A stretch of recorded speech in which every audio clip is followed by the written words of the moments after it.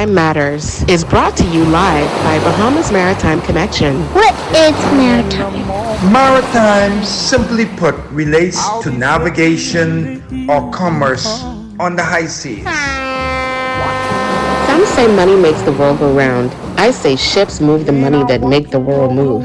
Who navigates those large international ships? How often are international ships required to be surveyed and inspected? Maritime also protects our seas and borders by way of our local Bahamas Defense It is Force. very sad to say that out of 1,500 plus ships that are registered under the Bahamian flag, only a very small amount of Bahamians are employed. Maritime Matters. Pleasant good evening to you, our valued listening audience. Welcome one. Welcome all. Welcome to Maritime Matters. I am your host, Captain Glenn Bain. We do humbly apologize for that delay. That's all mine. That's all me. I was trying to find this little jingle operation because we going to change the face of our show. And I didn't find it in time. So I have to apologize to you, my dear listener, for that slight operation of delay.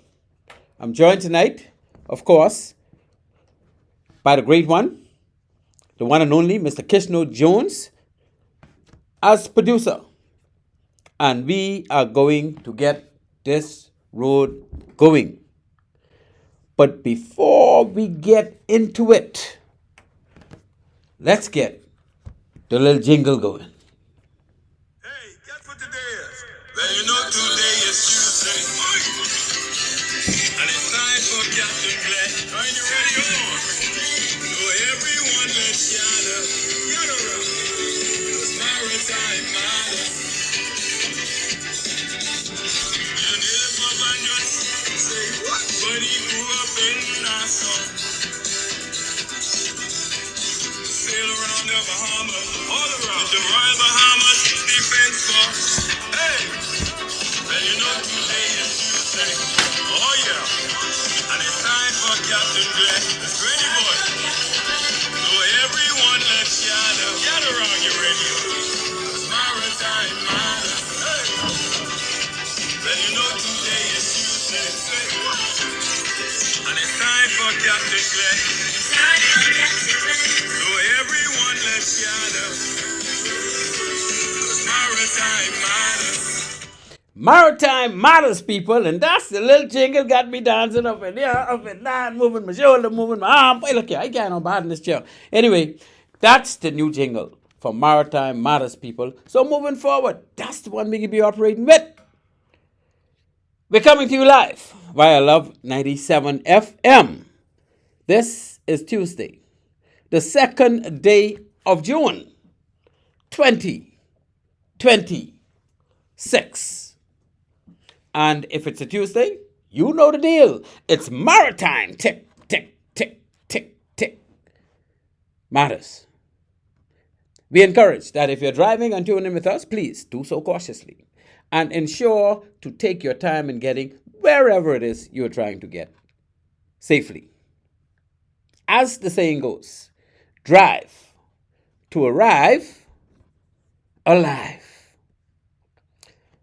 Our sponsors for tonight's show, the same two. 101 Pharmacy and, of course, Island Care Pharmacy up there in Freeport. We're thirdly sponsored, as always, by Bahamas Maritime Connection Limited because we are maritime. Good night, Auntie May. My good Auntie May up there in Freeport. Well, you know what time it is. She's 93 years old and going strong. The number one fan of Maritime Matters. And I say, Auntie May, you continue to go strong. Strong. Just continue to do your thing. We gonna be passing a century in a matter of 7 years, Auntie May, because I know you ain't got nowhere to go right now. So we'll be passing our century, and we'll let the people know what it is to be on the other side of 3 digits. Tonight, ladies and gentlemen, we engage discussions surrounding maritime opportunities moving forward. We are fresh into a new regime. Yes, we have moved beyond election and with the mandate to take us into the next 5-year term, we have at the helm of the Ministry of Transport a newbie in that Mrs. Jobeth Kobe Davis, the former Minister of Transport, has moved to another ministry. Well, she gathered herself in just Ministry of Energy because that is so huge, right? And we have Minister Lundy, South Andres man, coming in now, and he has taken the reins of that chair as Minister of Transport to navigate our ship through the perilous waters of the Bahamas. So discussion surrounding this hot topic and a bit more shall include installing cruise ship piers on each family island. And you've heard this before. And you'll hear this again and again and again. And we really would like to know what is our new Minister of Transport's views on having, within this 5-year term, a cruise ship that a pier on every family island that any cruise ship wishing to utilize docking at our family islands would have that option. And I can tell you that once that happens, these islands would turn a new page, because a cruise ship with over 3, in some cases over 6,000 passengers means money will be flowing like never before on a family island, which in many cases have a very small, tiny amount of people, and in some cases maybe a couple thousand, some cases maybe a couple hundred, some cases less than that, right? Because now you got to remember, these cruise ships need somewhere to go. They are building 3, 4, 5 cruise ships every year. And some of the places where these cruise ships go are tightening the grip and saying, we don't want more than 1 cruise ship coming here per day. So cruise ships are being turned away. Not only that, we got a fuel crisis going on in this world. Not in this country only, in the entire world. And what we get from that fuel crisis? Cruise ships want to shorten their trips because they want to go up on the price per passenger. Mind you, they can go up anyhow. But they still want to cut down on cost because fuel, every hour that engine runs, is thousands of gallons of fuel. And that being the case, if they could do a cruise where they leave those 3 large, huge port, what you call them, home ports, in Miami, Port Everglades, and Port Canaveral, 3 largest in the world, the amount of fuel they burn before they get back will determine how much money that cruise ship spend or save. And so, just like the Utopia came and they would just do 2 stops in Nassau and they'll come twice a week, we can now have ships come and do 7 stops in the Bahamas. They can't do it unless we put the infrastructure, the docks in place to make that happen. Because we don't expect the cruise ships to build the docks for the family islands. We don't even want them to be the ones. You remember the cruise ships they put in a bid to take over Nassau, the port, the cruise port. And of course, they were not selected, although based on my recollection, their bid was far lower than Global Port Holdings bid, right? The cruise ships wanted to basically be the ones to run the Nassau Cruise Port like how Global Port Holdings are now running the Nassau Cruise Port. But they failed because I don't think the government at the time wanted the cruise ships to be the owners of our premier, not only our premier, the world's premier visiting cruise port, right? There's no cruise port in the world that have more ships visiting on a daily basis than Nassau Harbor. Nowhere.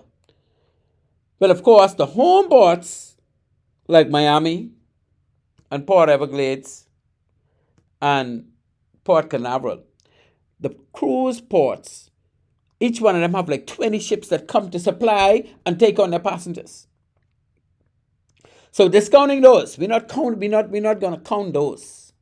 We are counting where the ship goes to visit once they have their passengers. Nowhere in the world has more cruise ship visitors or cruise ship stops than Nassau Harbor. And you know why? Because Nassau happens to be the premier cruise destination for each of those 3 home porting facilities. In other words, they average about 20 ships each, right? That actually go there to home port. And when I say home port, I'm talking about this is where they go to take on all their food. This is where they go to take on all their linen. This is where they go to take on all their passengers. This is where the ship lives, right? And after every trip, they get rid of all the dirty linen and they just have supply of clean linen ready to come on board. They get rid of all that old food and they have all the new food ready to come on board. So what they have is basically a storage terminal. A terminal that has the same amount of food the cruise ship needs and they keep the shelves stocked. They're just like a big food store. They have the same amount of linen that they then put in the laundry clean and they put them and they're ready. So when the ship reach, they only got to do the transfer, give me the old stuff, you all take the new stuff. And at the same time while all this is going on, your luggage, when you go to join the cruise ship, has to go in a warehouse. That have to be searched. They got to get dogs sniffing through them to see if any explosive or ammunition. They're going through scanning machines to see if you get any gun or knife or something like that. And in addition to that, they're making sure you ain't carrying no rum on their ship. Because if you carry rum on their ship, then you ain't got to buy their rum. And they're very strict about that. So they are going through your suitcase with a fine-tooth comb before that gets from the terminal in your cabin on board your ship, because that's where they put it. But they don't just put it there, because you may have a bomb and they don't know what you get in your suitcase. So they have a mandate to verify that your luggage don't have nothing illegal, it don't have nothing, no liquor, nothing that could cause them to lose money on board the ship. So you got to be very careful how you pack your luggage, eh? And they got camera on those things all the way through. So you can't say, oh, I didn't put that in it. No, they got the camera from when they open it and what they see. So what home porting a cruise ship means is basically replenishing that ship after it completes its trip, so that the new passengers coming on board could have all fresh stuff. They replenish the bars, replenish the restaurants, they replenish all the rooms, they replenish the stuff for the crew, the food for the crew, spare parts for the ship. They replenish fuel. They put fuel on board for the trip. And all the rest of that they're doing at that home port, that terminal where they are designed to assist cruise ships in preparing for their voyage. Right? And as I said, they're the three largest in the world. And it ain't no secret why they're the three largest in the world, right? The primary reason being their location. They need warm weather, year-round weather to get people on and off those ships. Year-round. So Florida, being the hottest state in the U.S., would be a hot spot, eh? And they would need locations that are rather attractive. And the biggest reason, believe it or not, why they have so many ships home porting in Florida at those three locations, Miami, Port Everglades, and Port Canaveral. The largest, hugest reason is because they got more American cruise tourists than any other nationality in the world. Americans do more cruises than any other nationality. And if they could do it from their home port in their country, they could drive. Some of them is drive from North Dakota to Miami to go on a cruise. They drive from wherever they are in the U.S. They drive down to Florida because this is what Americans do. Yes, many of them would fly. They take the plane from where they live, whatever state they come from, and take the plane into Fort Lauderdale, or take the plane into Orlando for Port Canaveral, or take the plane into Miami for if the cruise ship is in Miami, and they just take a taxi or Uber to the cruise ship. Because they don't want to put all that mileage on their car, or they don't want to reach the ship tired. Because, man, sometimes them drives will take you 2-3 days according to where you're coming from. One like me, I ain't want to drive too long no while, so I stopping every day. So I take about 5 days if I coming from far. So when they reach the ship, they'll be a little fatigued, and they don't want that. Then they can find someplace to park their car and all the rest. So they say, look, let's go to the airport and fly to Florida and then join the ship. And so they get thousands and thousands and thousands. And you got all the big boys in shipping. Carnival, of course, the largest. They got ships in all three. Miami, Port Everglades, and Port Canaveral. You got Royal Caribbean, again, has ships in all of those. You get Norwegian Cruise Lines, not a big one. You get Disney Cruise Lines, of course, because Disney is so directly affiliated with Orlando and Disney World, which they own. Most of the ships go up that way, eh? If not all. And then you get the one that goes to Bimini. What's the name of that one with Bronson owned? That basically comes out of Miami. It's 3 of them now. I think it's 4. They got a 4th one being built. But they all just go between Florida, I think Miami, and Bimini. They ain't trying to go nowhere else. But now, they may consider making a week tour in the Bahamas. So they stop in Bimini going, and they might stop in Bimini coming back. But they may pick up Nassau. Or if they don't want to come to Nassau, they may just decide, look, man, let's do Abaco. How they can do Abaco if the Bahamas don't have a cruise ship dock in Abaco? And we could readily have a cruise ship dock in Abaco. Let's do Cat Island. Not one cruise ship dock in Cat Island.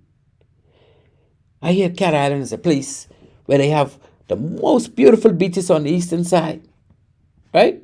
Plus, they still do their farming, and then they got a lot of native stuff going on, and you could learn native dance, and Cat Island is steeped in culture, and that's the island in the Bahamas that still hold on to a lot of our old culture.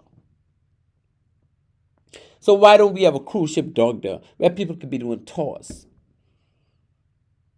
Tours pile up like dirt. One cruise ship a day can totally change the economy of Cat Island.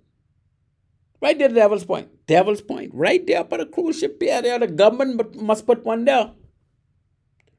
When the government put that cruise ship pier there, all the cruise ship lines should be able to use that. So as they moving through and going to the Eastern Caribbean and going to Dominican Republic and going to Puerto Rico and stuff like that, they could tie in Cat Island with that trip. Because after they leave Nassau, they're on the sea overnight, sometimes for 2 days before they reach where they're going. Because there ain't no more place for them to stop. You don't need no GC to figure out that if we get islands all the way down there, make one of they passing close enough, a lot of them go to Turks Island because Grand Turk have a cruise ship pier there. But only Carnival could go there because Carnival owns that. Right? So most of them just gotta rough it out on the ocean for a day and a half, 2 days, 2.5, 3 days before they could get to the Eastern Caribbean to continue that cruise. But if we was to apply some cruise ship docks to give them the option to stop at Inagua, to stop at Maguana, to stop at Crooked Island, to stop at Auckland, stop at Cat Island, stop at Exuma, man, you know they'll eat that right up. Especially now that we have a situation where fuel costs so much money. And for them to fuel up these ships, they're losing a lot of money on the exact same trips they always do because sometimes they got to go far. But now you give them the option where they can shorten those stops and have a different island in Bahamas every day for 7 days, for 10 days. That would be a very difficult option to pass over. And so the cruise ships will win. The family islands will win. The government will win. So we have nothing but a bunch of wins. That's all we have. So why would we not do that? Why would we not put it to Minister Lundy, who's now have stepped into the chair, and say, Brother Leon, Minister Lundy, do we have any plans to put docks in those foul islands so that cruise ships can have the option of stopping there and changing the economy of that island in an upward mobility and changing the flexibility of those cruise ship routes to an upward mobility? And then we'll call that progress. How about that? That will be progress for everybody. So I give you the scenario with one ship stopping to Bimini and then Cat Island and then Georgetown and they could pick Rumkey. Don't pass that. Long Island. Pick your pick. All islands have different things they could offer you. And you have a variety of ships doing that. Because they got so many cruise ships right now and they got so far little places for them to actually visit. This will be a whole heap of new destinations for the entire world. Our country will be a big, big hit for cruise. People coming from all over the world will come into Florida just to get on that ship because they know they're going to 5 different Bahama islands. And they don't call it Bahamas Paradise. We call it Paradise too, right? They go into Paradise 5 times. You know, sometimes I've done a lot of traveling in my days. I'm still doing a lot of traveling, right? I love to travel.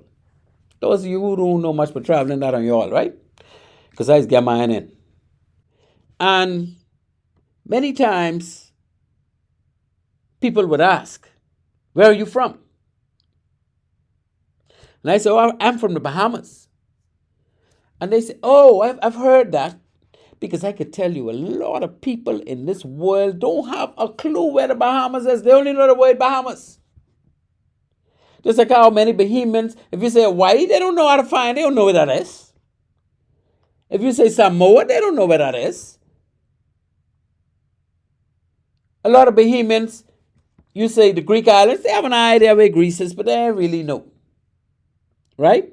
So the Bahamas, to many countries in the world, or citizens of countries in the world, it's not a very, they can't just put their hand on that and say, oh, you mean London? No. They don't even know what Nassau is. They don't know the capital of our country is. And I talk with many, many, many people. And you know what I have to do sometimes to get them to find the Bahamas or put in their mind where the Bahamas is. And you may not believe this. I say we right above Cuba. Everybody know where Cuba is. And don't ask me why. But every single person I talk to in my travels, once I mention we right above Cuba and off from Florida, now they know where Florida is, I can tell you that. They even know where Miami is. I said we'll be half hour by plane away from Miami. Really, that's for Nassau. Because if you're going to Bimini, you're about 15, 20 minutes, right? So, they understand that. Once I say Cuba or Miami, then they could now say, oh, in that area. But of course, they don't know that we are a scattered group of islands with the most beautiful waters in the world. They wouldn't know that. All they'll think about is, oh, Bahamas, it's a friendly word because we can't beat nobody. So they figure, well, yeah, the Bahamas is a place where you go to vacation. A lot of Americans don't know where the Bahamas is. You believe that? I don't want you to think all Americans is travel, you know. You have many Americans who have never left their state. They haven't even been around the U.S. You think they can know where the Bahamas is? Not them. When they go to school, when they do history, when they do geography, they don't cover the Bahamas. They cover the states of the U.S. Sometimes they don't even do Europe and Australia and them. And what am I running on about? I'm running on about the fact that once we open up our country by putting a cruise ship pier on each island, the Bahamas can now be seen as the Bahamas for cruise passengers. Because I could tell you, when these cruise ships, see, a lot of us complain, oh, we're letting these cruise ship companies own too much of our private islands and building. We shouldn't allow that. Shouldn't allow what? What nonsense. Of course we should allow it. And why should we allow it? Because it's their money and they're bringing people to those ports, and Bahamians working in those ports. So we are getting money from those ports. Plus, it gives the cruise ships more flexibility to come to not only just Nassau. The only thing the government put in place is Nassau Harbor, is the Nassau port. And then right now, we even ain't running that. Global Port Holdings running that and making up most of the money and sending it to Turkey, eh? Or you think we making all the money from that? No, we only making half. But if you put a cruise ship pier in the Family Islands, I bet you give Global Port Holdings the opportunity now to say, look here, we want you to flood our Family Islands with cruise ship piers, with cruise ship ports. You know they'll jump on that with speed. If you say the Carnival Cruise Line, we want you to provide docks in 4 of our islands, in the southeastern Bahamas, for your ships to go to. You think Carnival wouldn't jump on that? Of course they'll jump on it, but they got to put their own little festival inside that port so that they could make the money before the ship leave the port. But if the government puts it there and have it open to all cruise lines, Carnival, Royal Caribbean, Norwegian Cruise Line, Disney Cruise Line, what the next one name? All annum. Right? Then, whenever their ship go to that family island, the government makes the money. We got to put people there to tie up the ships to make it off the line handling. We got to have the dockage fees.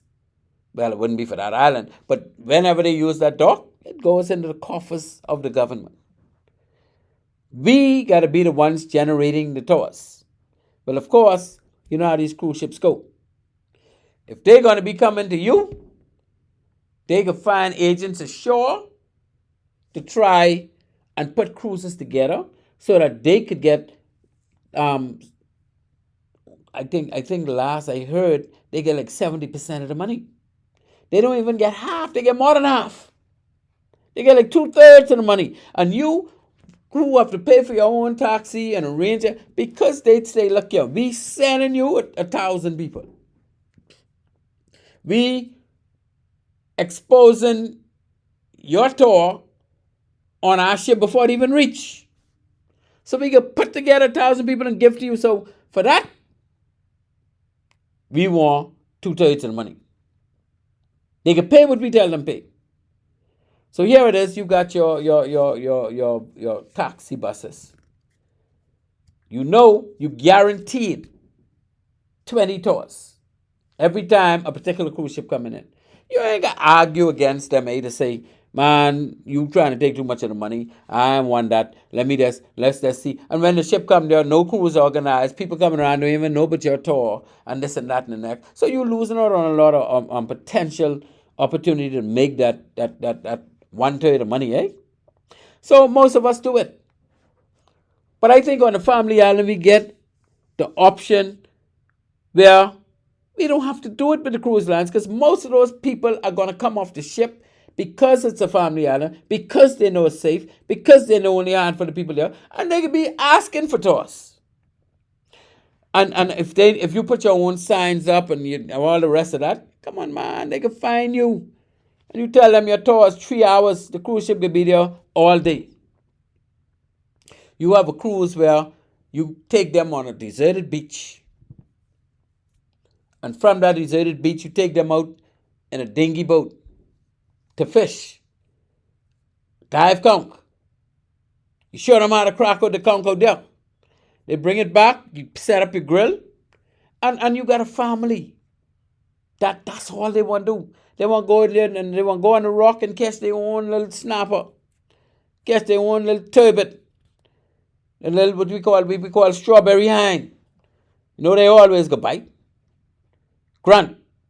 Let them catch some local fish and let them clean them and teach them how to clean them and grill them right there on the beach. And you know what kind of money you could make for a tour like that?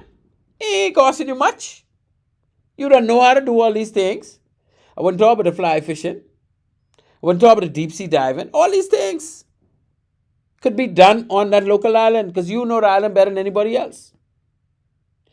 So the scope of the economy of that island will mushroom upward. People from that island that lives in Nassau, working in the hotel, working in this government agency, that government agency, they could return home now and set up their own little shop to deal with all these people coming to flood their island to sell some kind of tour or product for these people who have never seen an island like that, never been to an island like that, because each island have its own unique features. Can the Minister of Transport, over the next 5 years, put a plan in place so that at the end of those 5 years, each island in the Bahamas would have a government facilitated cruise ship pier where they could come from the ocean onto that pier And then we'll be a replication of what they have in the Eastern Caribbean. I want you to know that we just big as the Eastern Caribbean, eh? Lord, the time done gone already. We just as big as the Eastern Caribbean. Well, if we're not as big, we're very close. We're in the same category, we're in the same region of size. Most of our islands are bigger than most of their countries. I can tell you, I've been to every single one of them countries in the Eastern Caribbean. That's about. And most of them are smaller than our larger islands. And each of those countries have a cruise ship pier because they realized 50 years ago when we was twiddling with our toes, and now we still twiddling with our toes, they realized back then that it's extremely important to have a dock to facilitate a cruise ship. Because the amount of money you can make, some of them have cruise ship come there once a week, but I remember I've been on a cruise, and we went to one of those, I guess we call them little backward islands. Those islands that are not very developed. I think it must have been, I ain't gonna call no name, right? Because I don't want nobody getting on my case. But, we developed, we talking about we in the back of the bush. No, it was one of those Eastern Caribbean countries, one of those very small ones. And the cruise ship came in that afternoon and stayed overnight. And this country or island opened up their whole front street area, and they had like a carnival session. They had all the rodeo, all the food, and this was in Trinidad because I say rodeo, right? But they still had, all of them do the kind of the same type thing. They had the fellas on the stilts all over the place, walking up and down on them stilts, they way up in there. They had the steel pan going. They had the live music going, the bands. Man, they bring out all the stops once a week because they know that money coming in. And if they didn't have that cruise ship pier, they'd have been doing that once a week. That ain't no word, right? Yeah, that's the word. Maybe it's more you say nuns, no nunny, right? So y'all who been around long like me, y'all know what's happening. So ladies and gentlemen, that is what we would like to see. Our Minister of Transport get together with his cabinet colleagues and come up with a plan. You see, we could talk all we like. Come up with a plan. Because you got to now invoke the Minister of Tourism. You got to invoke, say, the Minister of Agriculture. You got to invoke some of these other ministers, because the cruise ship stop not only affects transport, it affects some of those other areas too that they could develop and enhance on ways to get more out of these cruise ship stops if you put these docks on the family islands. So you could galvanize those that will benefit and push to set up a schedule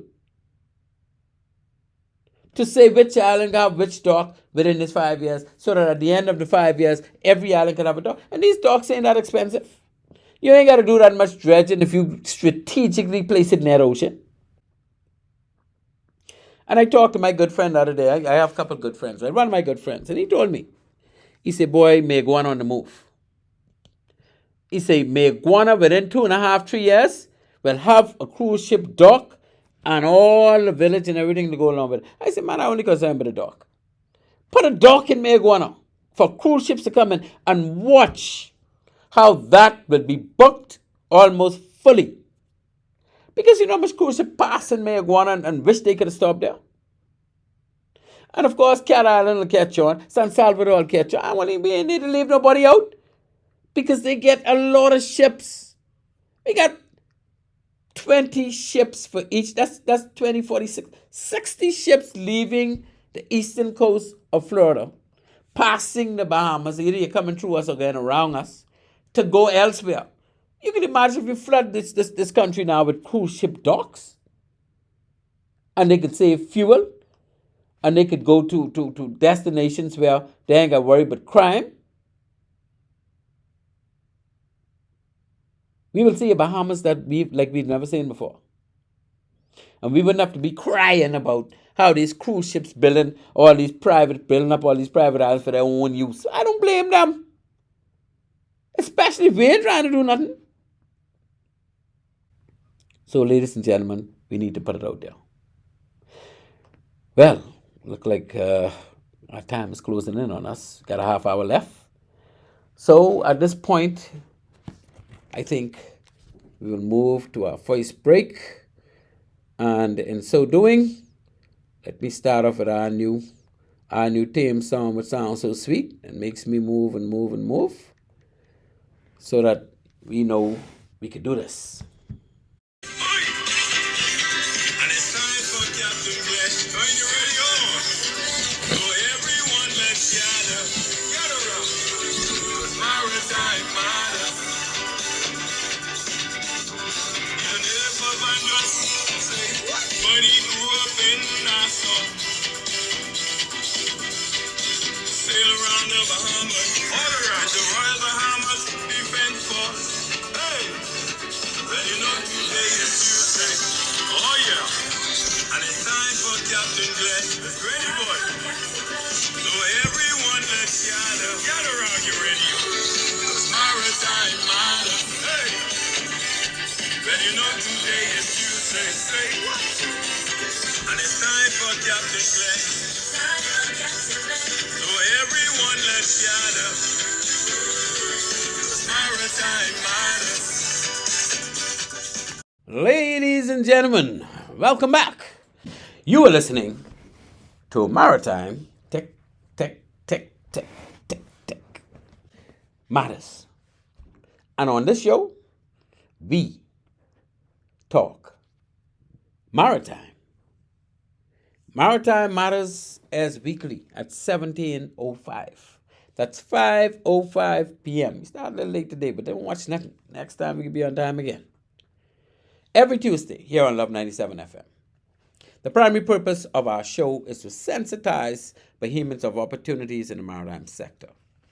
We also cover current maritime issues from the domestic and international maritime feeds. The phone number to reach us, should you wish to get in on the discussion during the show, is 322-5477 or 322-5683. That's 322-5477 or 322-5483. Please feel free to call. The lines are open, and we want to hear what you have to say about our discussion. To hear a replay of this show or any of our previous shows, and we've been running now for over 3 years, simply hit us up at any time via our YouTube page. That's Maritime Matters Bahamas. Just go to YouTube on your electronic device and type in the search box, Maritime Matters Bahamas. You will see a slew of our previous shows, all really dealing with hot maritime issues. All of them you will enjoy, so take your time and you can listen to them once a day. Now, as you know, we've been discussing installing a cruise ship pier on each of our family islands. We know that we have fresh in the chair of the Ministry of Transport Minister Leon Lundy, who's a South Andres man, and that makes him a good man. And we just thrown it out there to you, Minister Lundy, that we want to see our country as a destination for cruise ships, whereby every single island is a different destination. Give cruise ships the option to stop 10 times in the Bahamas at a government-regulated and provided cruise ship pier. Don't let them anchor off nowhere. Come straight in, tie up your boat, let the people walk straight on the land. And a lot of places where you want to put some of these piers, they already got a beach right there, so they'll see it. And you know, I don't know if you all know, right? When you go on these cruise ships, you go on the deck where they have the big pool. Because you only can have one big pool. You only have one open deck. Sometimes the pool is so crowded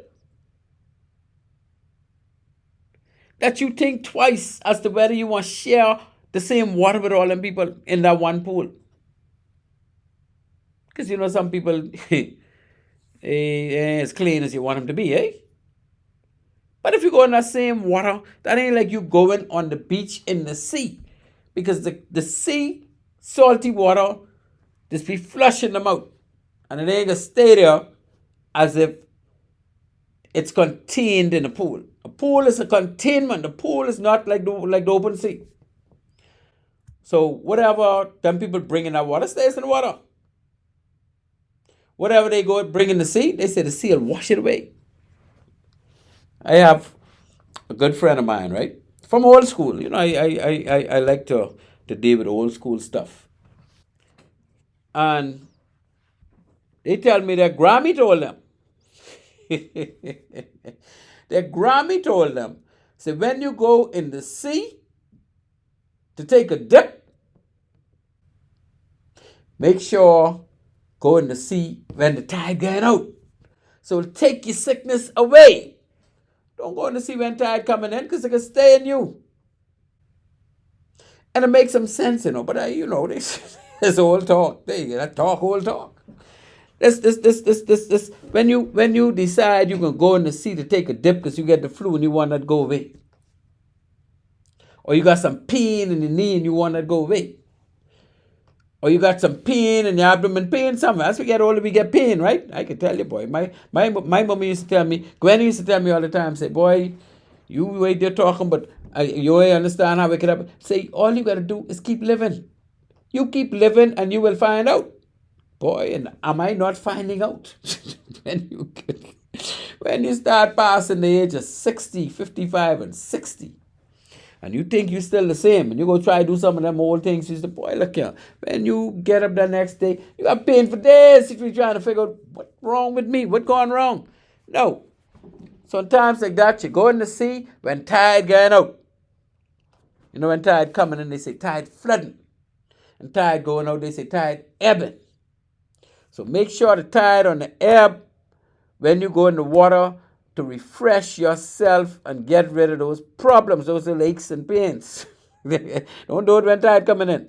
Anyway, that's all talk. I know how true that is, but that's what the people say.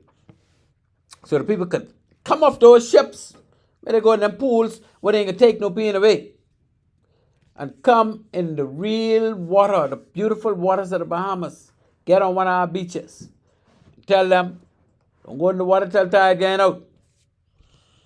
But you know they get in the water all day anyhow. Boy, them people like up a beach, eh? Oh, they love up a beach. But you gotta get them to where these beaches are. The only thing these people know is when they come to the Bahamas, oh, the Bahamas is not nice.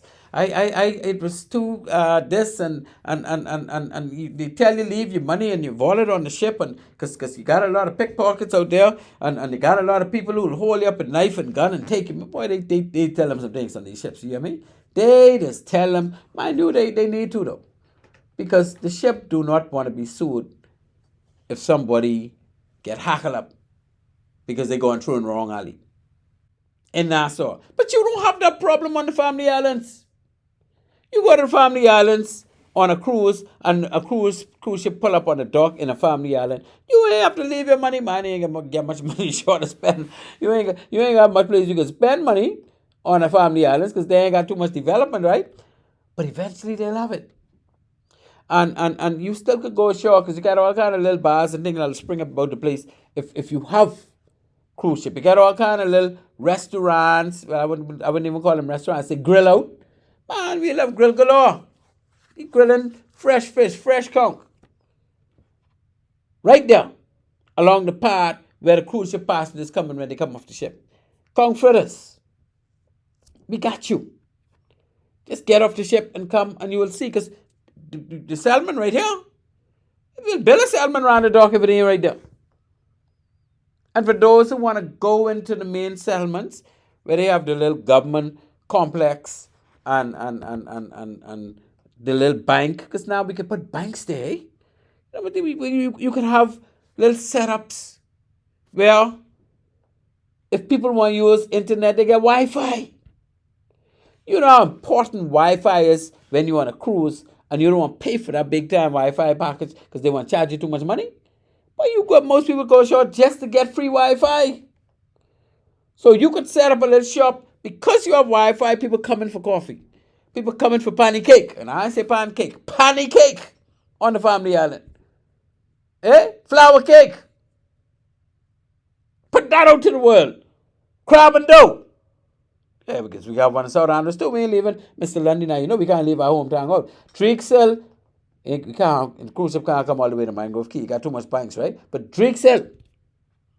And then we'll ferry them to Mangrove Key so they could see where you're from. But I'm from South Islanders. Between Drexel and Mars Bay. That's me. You want to go all the way across the first bridge to Deep Creek. Because you got to pass a couple settlements. The Bluff, High Rock, Long Bay Keys, Congo Town. You get past them. And then you come to Camps Bay, Johnson, whatever that is, Johnson Bay, Black Point. That's where you get your first bridge. And you cross the bridge, Deep Creek, Little Creek, you got your next bridge, Pleasant Bay, Mars Bay. I must leave one out, but I mind. All right? But this South Andres, once they get to Drexel, they could cover all of that. And right on the land there when you reach Mars Bay, right on the road, off the road, you get a blue hole where you could carry them and let them see this don't have no bottom. That's what they say. This blue hole don't have no bottom. You can even come and dip in it. You ain't got no shark in there. Well, look here. The crab and dough gone crazy in South Andres. When top in Morgan's Bluff, North Andres, you can get your crab and dough. You can get your crab soup. And these tourists don't mind trying, especially if they see how you're cooking it. You could do a tour on crab and dough. You could do a tour on sponging in Red Bays if you go to Morgan's Bluff.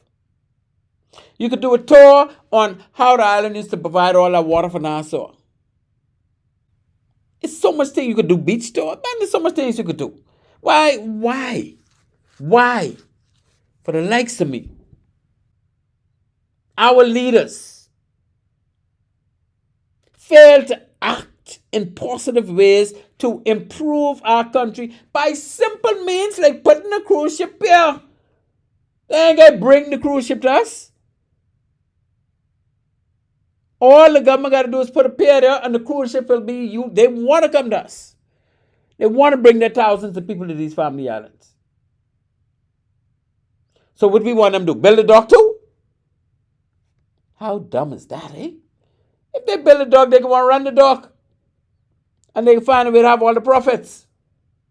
So we can build the docks and open it up to those 60 cruise ships coming out of those 3 home ports in Florida. And I don't know if I need to go to the next topic because I could do another 10 minutes, 15 minutes on this cruise ship situation. I mean, the next topic could be a whole next show. Because the next topic we want to talk about National Maritime Training Institute, where we need to go with this. How they did it in the Philippines, how they did it in India, how they did it in Ukraine and places like that, and provide the international fleet with people for jobs, making plenty of money. We want to talk about reinstating the local safety certificate so that our country could have the response, could demonstrate the responsibility of ensuring safety of non-SOLAS vessels in our country. Because right now we're trying to shove that out the door, right? And it's so stupid what we're doing. Because we know that the port department don't have the expertise to deal with these guys. How many people work in the port department, sail on an international ship in the capacity as an officer on board or even a crew member that is STCW certified. Zero. You think I know? Yeah, I know. They ain't get none. Because they don't need none. They don't need none. Because the Port Department deals with domestic regulations. Port Department deals with local boats, non-solar vessels. Port Department don't deal with solar ships when it comes to safety on board and accident investigation, that type of thing. They don't have the capacity to do that. So why is it now that the BMA, that has the obligation under the Merchant Shipping Act, and I think they took it out recently, right? To ensure that every non-solar ship in the Bahamas is issued a local safety certificate. Because with that certificate comes a regime, a whole outlay of safety practices. Because those vessels, before they get that certificate, will have to be surveyed for safety and pollution prevention and security. Because that's what the IMO called for. So, who is going to survey these ships for safety from the Port Department if they never been on a ship where they were subject to safety inspections, where they never had to deal with the SOLAS regulations, life-saving appliances regulations?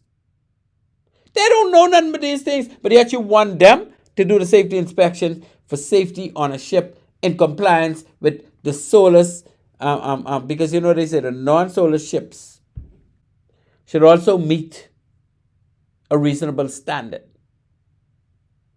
based on SOLAS. And when you talk about the Caribbean code ships, you see, I get a little deep, right? But this thing it's getting me hot and cold. We need a whole show to deal with this local safety certificate and what it's supposed to represent, and was never put in place by the Bahamas Maritime Authority, who has a technical department to deal with safety on board ships, to deal with pollution prevention on board ships, to deal with certification on persons that work on board ships. They have a department with about 4 men who have sailed and been on ships as officers and know what's supposed to happen and how they're supposed to go. And that's the next reason why you need to bring the BMA headquarters in Nassau. Not keep them in London because they don't want nothing to do with our local stuff. We have it set up wrong, so I really don't blame them. But that do not defray the obligation. And they have people here doing port side inspection, right? But they only do port side inspection on international ships and Caribbean code vessels that are non-Bahamian flag carrying. Well, right now, only none is Bahamian flag carrying, right? Because the BMA don't even want them on the flag. So, I don't know what's going on. But, Minister Lundy, you are now taking the seat. You have taken the seat. You can feel free to call me at any time. Because I love to share what I think can develop our country. I don't know who your consultants are. But I don't think you're a man who have sailed on a ship as a crew member.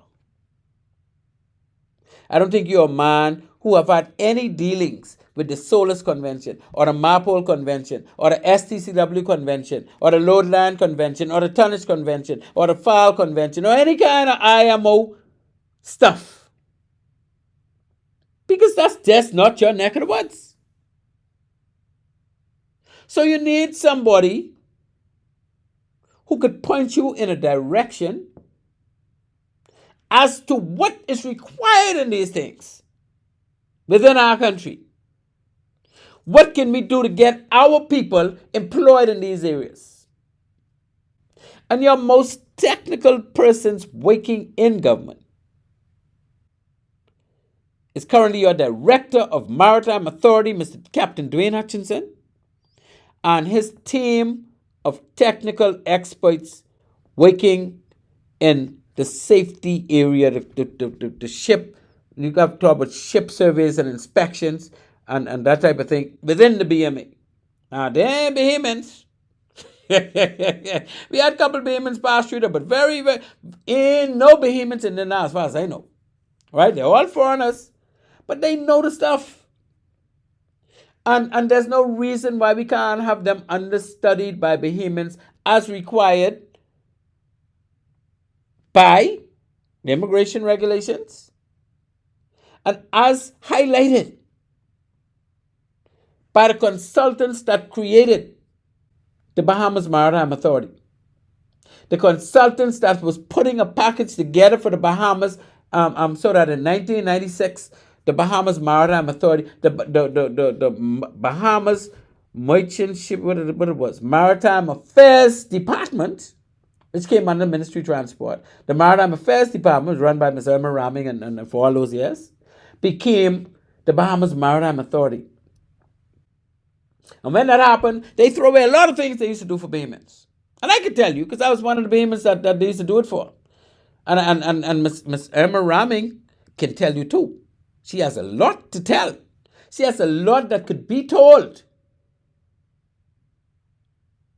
between prior to that transition and after that transition. Because a whole heap of foolishness going on. She knows me to talk about it a couple of times. I need to talk a business. Right? But a lot of times we don't reach out to people who would know what's wrong or what went wrong to try and repair some of these things. Because when we get in office, we're only dealing with people who we know, who we think we want to deal with because they wear our colors and things like that. You know, I don't wear no damn color. And I can never wear no color. Because I ain't told no bag for nobody. And my thing is, I looking out for the country. The only color I wear is the color of our flag. The gold, aquamarine, and black. They're the colors I want you to have me wear. When I would be giving you any kind of guidance for free. You ain't going to pay me for the stuff. I will give me a call and I'll tell you for free how we could get this country moving better in the maritime arena. Because I live it all my life. And when I was on the Defense Force as a seagoing officer, I don't know that later on, those things that I was going through would be things that can help me to understand the broader spectrum of maritime in this world. When they sent me to the port department to be deputy port controller, I didn't realize at the time that when I gone there, I would have found out that there's a real maritime world out there outside of the Defense Force. Because when we used to be doing our drills and exercise and ship wake up, I figure, boy, we better than any other ship out there. But no, how wrong was I and how I found out that I was so wrong. Because when I tried to get certified to drive a real ship in the real world, that's when I realized what we was doing was only a stepping stone to where we really need to go. And this is why I'm saying the Royal Bahamas Defense Force are burgeoning with people that has vast potential in maritime. And that force, that's the largest entity we have in this country that deals with maritime stuff. And I don't want to say Maritime Matters because you think I'm trying to sponsor my show, right? Maritime stuff. Like engineering on board ships, navigation on board ships. And we have well-trained people to handle ships at sea. But we fall very short when it comes to maintaining them. We know. But when we get out in the real world and understand how ships are maintained, if we could send Defense Force people out in the real world as engineers to be engineering officers on ships, on real ships, when they come back to the force, they'll bring that exposure, experience, and qualification back in the force and cause Defense Force engineering to improve to that level or to have certain standards that can cause the ships to last longer, to be better maintained. to not be broke down when they're only 3 and 4 years old.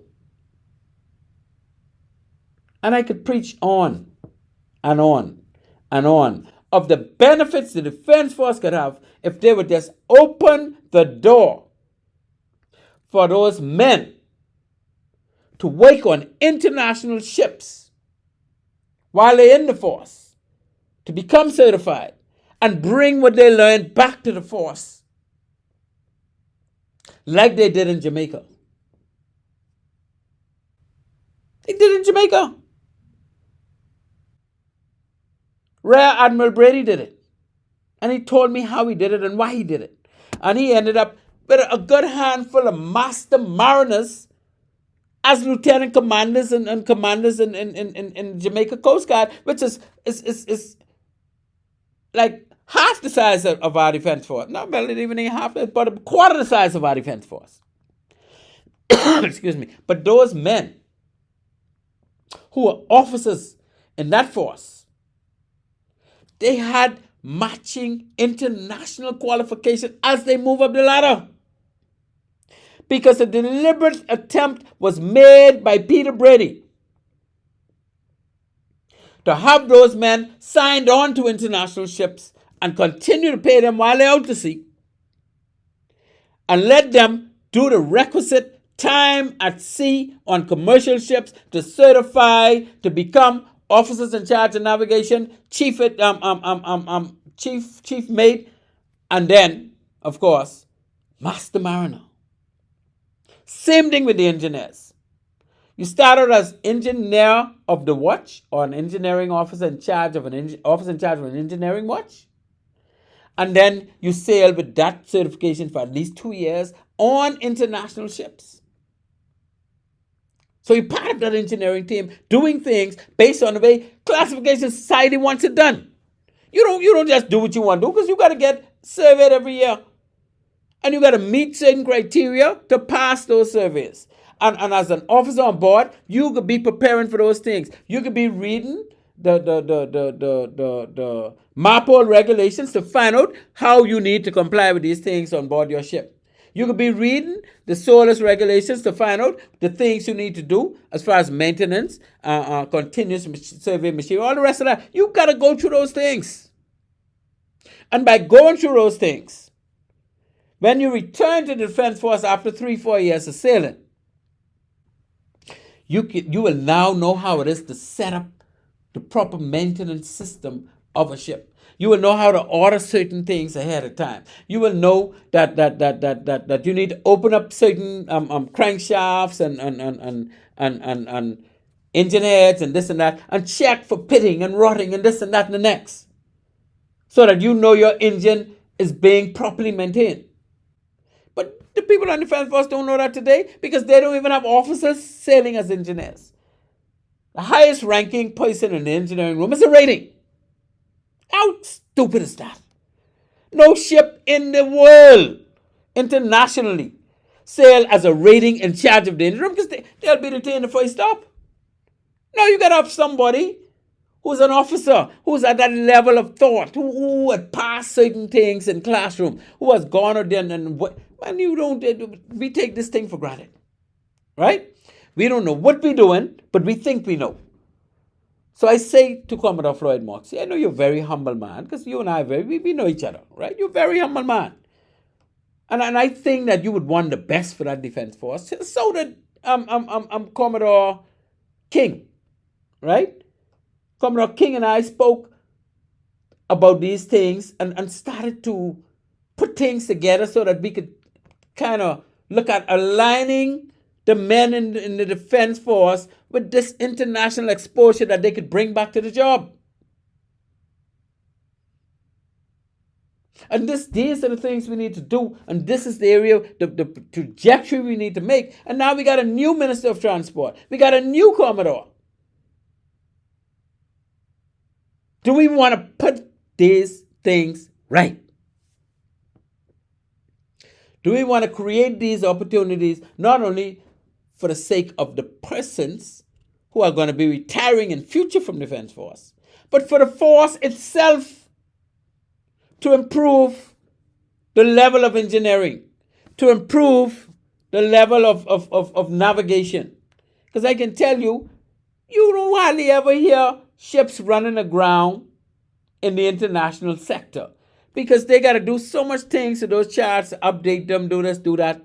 But we here in the Bahamas, traveling around the same areas, and at this stage of the game, and I am happy to report, people, that since Commander King told me some 2 or 3 years ago that the groundings will stop, the groundings have stopped.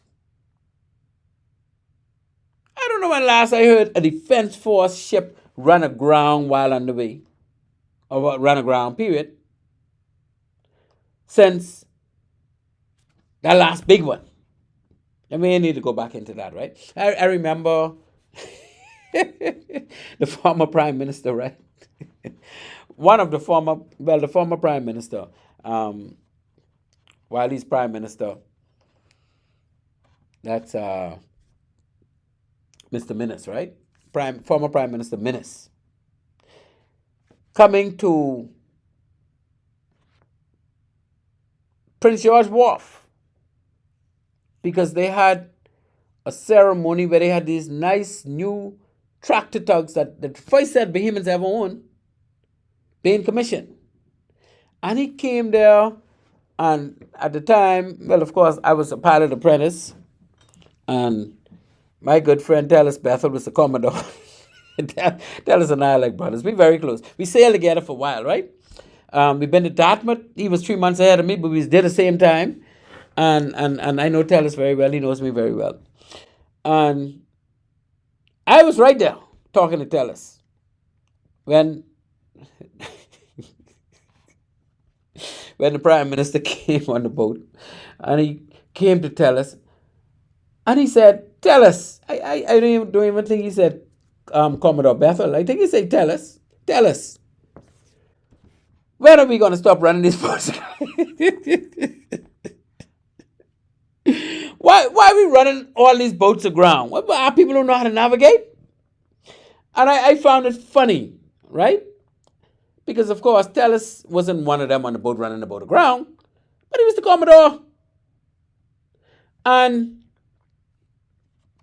since then, it would have been Commodore King and now Commodore Moxie. And changes need to happen in the Royal Bahamas Defense Force where men are exposed to a higher level of navigation. And the training in the Defense Force needs to improve for those navigating those vessels. Because when I joined the Defense Force, you learn to navigate. How you can know which side of the buoy to pass unless you do it to somebody who know how to do it? So you don't just put somebody in the office for 5-10 years and then take them out and make them a commander, a person in charge of a ship, and they ain't been sailing. They never really sailed a ship or a ship around the Bahamas. What you expect to happen? Anyway, I digress, and time is flesh out, right? We are done with our show Maritime Matters tonight, people. We talk, but some very critical things. We talk about those cruise ship piers being installed on each of our family islands. And I got caught up talking about some of the simple things Defense Force could do to improve engineering within that force, to improve deck officers' navigation within that force, right? And we could go on and on and on, but time is gone.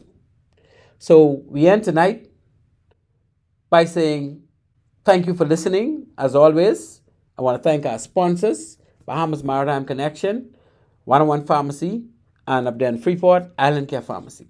I'd like to thank my producer, Mr. Kishno Jones, for bearing with me and trying to get this little jingle song up and going.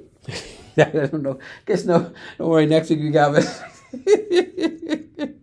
Kishno laughing at me. That's my dog, right? So, ladies and gentlemen, with that, I say good night to Annie Mae. And as always, Maritime Matters. Kishno, let me play my little jingle. Tick, tick, tick, tick. Out. Yay. And it's time for Captain Glenn. When you're ready, on. For everyone must shadow. Get around. Maritime Matters. Yeah.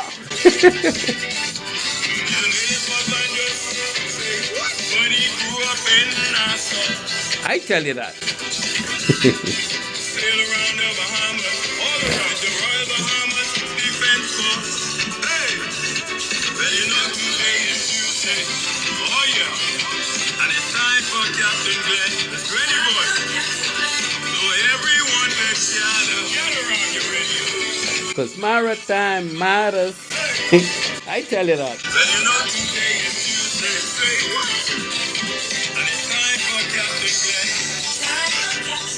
So everyone, let's gather. Maritime Matters.